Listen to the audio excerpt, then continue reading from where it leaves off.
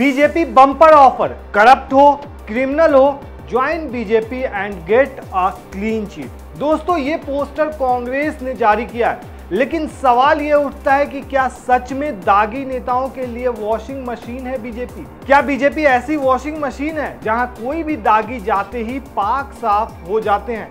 विपक्ष ये कहकर अक्सर सत्ताधारी बीजेपी पर निशाना साधता रहा है। ये तंज विपक्षी नेताओं के खिलाफ केंद्रीय जांच एजेंसियों के बीजा इस्तेमाल का आरोप लगाते हुए कसा जाता है। तंज तो छोड़िए, तथ्यों पर गौर करें तो विपक्ष के आरोप में दम नजर आता है या नहीं, आप बताएं। हाल ही की बात करें तो कौशल विकास घोटाले में आंध्र प्रदेश के सीएम चंद्रबाबू नायडू को बुधवार को यानी कि 16 अक्टूबर को ईडी ने क्लीन चिट दे दी है।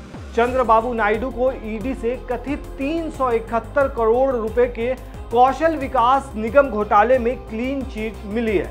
जब तत्कालीन वाईएस जगन मोहन रेड्डी सरकार के जरिए शुरू की गई सीआईडी जांच के आधार पर 2023 में नायडू की गिरफ्तारी हुई थी। बताया जा रहा है कि तेलुगु देशम पार्टी के अध्यक्ष और सीएम नायडू को इसी स्कैम में तत्कालीन वाईएस जगन मोहन रेड्डी सरकार में 53 दिन जेल में भी बिताने पड़े थे। आपको बता दें कि 9 सितंबर 2023 को सीआईडी टीम ने नायडू को गिरफ्तार किया था। चंद्रबाबू नायडू के खिलाफ साल 2021 में एफआईआर दर्ज की गई थी। सीआरपीसी की धारा 50, 1 और 2 के तहत चंद्रबाबू नायडू की गिरफ्तारी की गई थी। नायडू 31 अक्टूबर 2023 को जमानत पर जेल से बाहर आए थे। अब दोबारा सीएम बनने के बाद नायडू को ईडी ने क्लीन चिट दे दी है।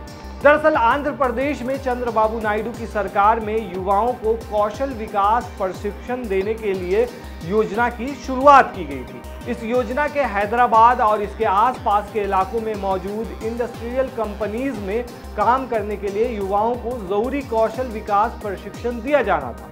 सरकार ने योजना के तहत इसकी जिम्मेदारी एक कंपनी सीमेंस को दी थी। योजना के तहत 6 क्लस्टर्स बनाए गए और इन पर कुछ 3300 करोड़ रुपए खर्च होने थे, जिसमें हर क्लस्टर पर 560 करोड़ रुपए खर्च होने थे। इसी मामले में ईडी ने 300 से ज्यादा का हेरफेर का आरोप लगाया था, जिसके बाद चंद्रबाबू नायडू के ऊपर सवालिया निशान लगे थे। ये तो हो गई अभी की बात, लेकिन लोकसभा चुनाव 2024 में भी बीजेपी ने दूसरी पार्टी से आए कई दागी नेताओं को उम्मीदवार बनाया था दोस्तों। वहीं नवीन जिंदल के खिलाफ सीबीआई और ईडी ने चार्जशीट दायर कर रखी थी, लेकिन वो मार्च 2024 में बीजेपी में शामिल हुए और कुछ ही दिन के बाद पार्टी का टिकट भी पा गए। ऐसा ही एक उदाहरण गीता कोड़ा का भी है, जो कांग्रेस से बीजेपी में आते ही उम्मीदवार बना दी गई। उनके पति मधु कोड़ा के खिलाफ भ्रष्टाचार के कई केस लंबित है। अभी असम के सीएम हेमंत विश्व शर्मा भी इसी फहरिस्त में शामिल है। बीजेपी या एनडीए में आने के बाद जिस तरह दागी नेताओं पर कार्रवाई में सुस्ती दिखाई गई, इसके ठीक उलट विपक्षी नेताओं के मामले में बिजली की रफ्तार से कार्रवाई की गई। ताजा उदाहरण अगर देखना है तो दिल्ली के मुख्यमंत्री अरविंद केजरीवाल को ले सकते हैं। ईडी ने 19 मार्च 2024 को पहली बार आरोप लगाया कि केजरीवाल दिल्ली शराब नीति केस में साजिश करता है और 21 मार्च 2024 को उन्हें अपनी गिरफ्त में ले लिया। उधर असम के मुख्यमंत्री हेमंता विश्व शर्मा हैं, जिनसे 2014 में भ्रष्टाचार के एक केस में पूछताछ की गई। वो 2015 में बीजेपी में आए और तब से उन पर कोई एक्शन ही नहीं हुआ। जी हाँ, 25 में से 23 दागी नेताओं को बीजेपी खेमे में आने पर राहत भी दी गई थी। इंडियन एक्सप्रेस की एक रिपोर्ट में बताया गया कि साल 2014 जब पहली बार नरेंद्र मोदी की सरकार बनी, उस टाइम से लेकर के विपक्ष के जिन 25 नेताओं पर भ्रष्टाचार के गंभीर आरोप थे, उनमें से 23 को बीजेपी के पाले में आने पर राहत मिल गई। जी हाँ, इसमें से 10 पूर्व कांग्रेसी थे, 4 एनसीपी और शिवसेना में थे, 3 टीएमसी के थे, 2 टीडीपी के और एक सपा और वाईएसआरसीपी में थे। तो दोस्तों इनमें से ज्यादातर को एक तरह से बीजेपी के वॉशिंग मशीन में आने के बाद उनके दाग जो है वो धुल गए। इसका एक और आपको एग्जाम्पल बताता हूं कि जैसे कभी जांच के घेरे में रहे पूर्व कांग्रेसी हेमंत विश्व शर्मा सालों से असम में बीजेपी सरकार में मुख्यमंत्री हैं। वो 2015 में कांग्रेस से बीजेपी में आए थे। 2014 और 2015 में सीबीआई और ईडी ने शारदा चिट फंड घोटाले के मुख्य अभियुक्त सुदीप्ता सेन के साथ कथित वित्तीय लेन देन के लिए शर्मा की जांच शुरू की थी, यानी हेमंत शर्मा की।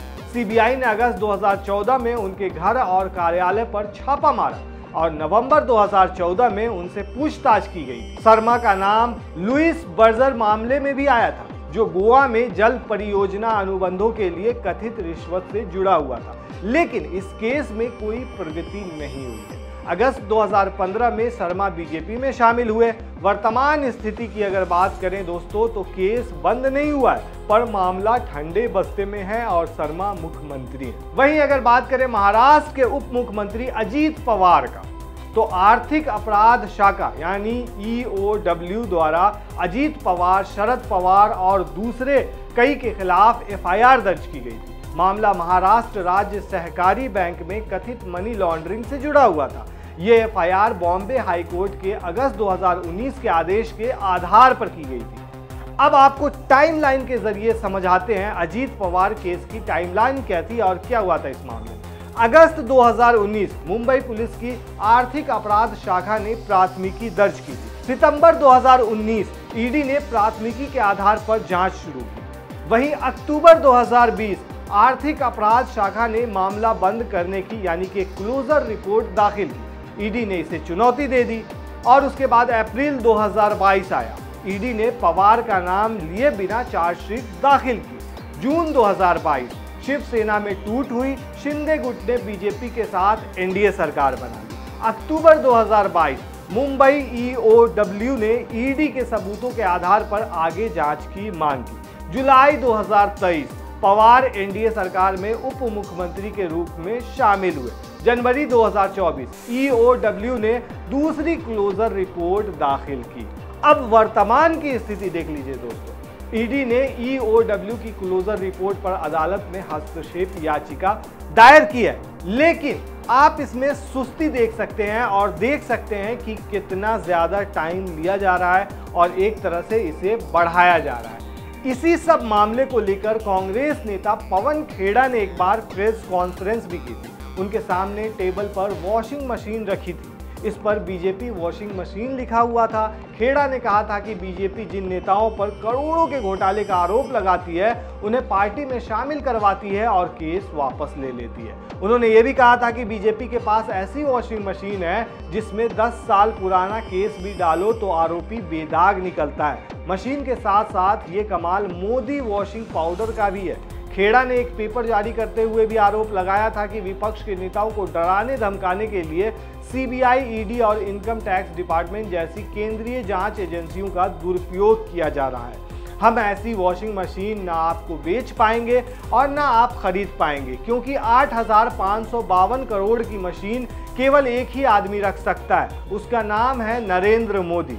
खेड़ा ने विपक्ष के 51 केस गिनवाए थे जिस पर कार्रवाई हो रही है। इसके अलावा उन्होंने 20 केस ऐसे गिनाए जिसमें सत्ता पक्ष और उनके करीबी पार्टियों के नेताओं पर केस दर्ज है, लेकिन उन पर कोई कार्रवाई नहीं हुई है। खड़गे ने जिन नेताओं के बारे में कहा उनमें मुकुल राय, शुवेंदु अधिकारी, मिथुन चक्रवर्ती, सोवन चटर्जी, YS चौधरी, जगन रेड्डी के भी नाम शामिल हैं। तो ये कुछ ऐसे नाम हैं दोस्तों जो बीजेपी में जाने के बाद एक तरह से उनके दाग धुल गए। खेड़ा ने तो ये भी कहा था कि एनसीपी नेता प्रफुल्ल पटेल इसके जीते जागते उदाहरण है। बीजेपी ने खुद उन पर अरबों रुपए के घोटाले का आरोप लगाया था। जब वे एनसीपी को तोड़कर बीजेपी के साथ गए तो उनके सारे दाग साफ हो गए।